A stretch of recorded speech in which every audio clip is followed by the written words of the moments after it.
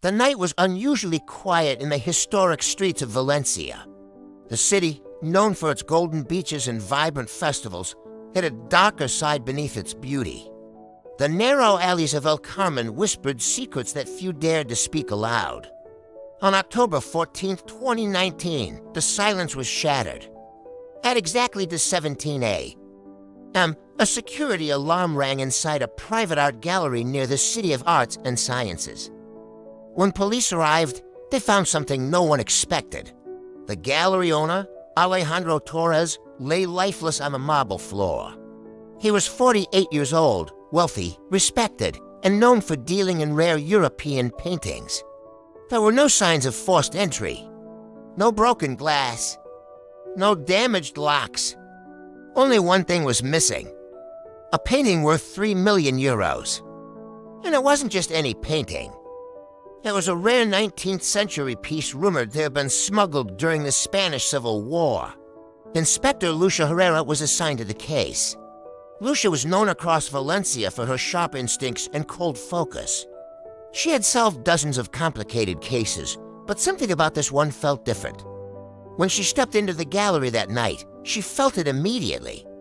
This wasn't a robbery gone wrong. This was personal.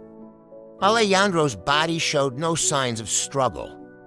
The medical examiner confirmed he had been poisoned.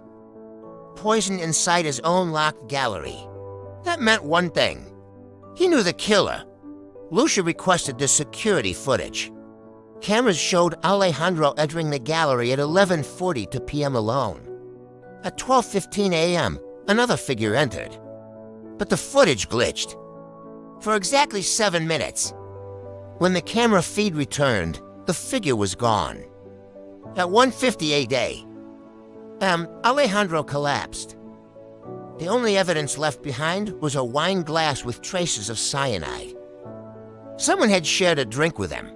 Lucia began with Alejandro's inner circle. Carlos had co-owned the gallery for 10 years. Financial records showed the gallery was struggling. Heavy debt. Risky investments. If Alejandro died, Carlos would inherit full ownership. But Carlos had an alibi. He was attending a business dinner across town.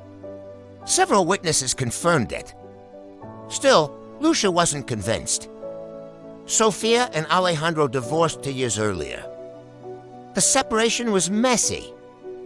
Court records showed disputes over hidden assets. Sofia claimed she hadn't spoken to Alejandro in months. But phone records told a different story. She had called him the night of his death. At 10:37 p.m., Marco had recently attempted to purchase the missing painting. Alejandro refused. Witnesses reported a heated argument just days before the murder. Marco insisted he was home that night, not alone. Lucia dug deeper into the missing painting. The artwork had a history. During the Spanish Civil War, it was reportedly stolen from a wealthy Republican family who disappeared mysteriously. Rumors claimed the painting hid a secret. Something valuable. Lucia tracked down an old historian who specialized in wartime art theft. He revealed something shocking. The frame of the painting once contained hidden documents believed to detail secret bank accounts opened during the war. If true, the painting was worth far more than 3 million euros. It was a key to hidden fortune. Now the motive was clearer. This wasn't about art. It was about money, old money. Forensic results revealed something important. The cyanide used in the poison was pharmaceutical grade. Not easy to obtain. Lucia checked recent chemical purchases in Valencia. Only one licensed lab had. Reported a missing quantity. The lab belonged to a biotech company, owned by none other than Carlos Mendez.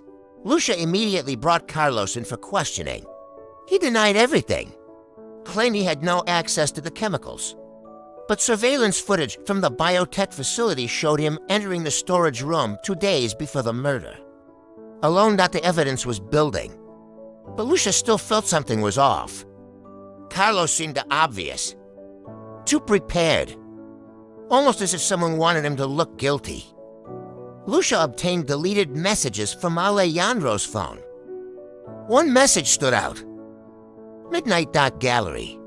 We finished this. The message had been erased. The sender, Sophia. Lucia confronted her. Sophia finally broke down. She admitted she met Alejandro that night, but she claimed he was alive when she left. She revealed something unexpected. Alejandro had discovered the secret hidden in the painting weeks earlier. He had told Sophia about the wartime bank accounts. They had argued because Alejandro refused to share the discovery. He planned to retrieve the hidden fortune alone. Sophia admitted she was angry, but she swore she didn't kill him. Lucia believed she was hiding something, but not murder. Lucia revisited the security glitch. 7 missing minutes. She contacted a digital forensics expert. After careful recovery, they restored partial footage. The image was blurry, but one detail stood out. The visitor wore a distinctive silver ring. Lucia had seen that ring before, on Marco Alvarez's hand. She called him in again. At first, he denied being there, but when confronted with the enhanced footage, his expression changed. Marco confessed he met Alejandro to negotiate, but he insisted he didn't poison him. He claimed Alejandro poured the wine himself. That's when Lucia realized something. The poison wasn't added after pouring. It was inside the bottle. She tested the wine bottle recovered from the scene. Traces of cyanide were found in the sealed cork, meaning the bottle had been tampered with beforehand, and only someone with full access to the gallery's storage could have done that. Someone like Carlos.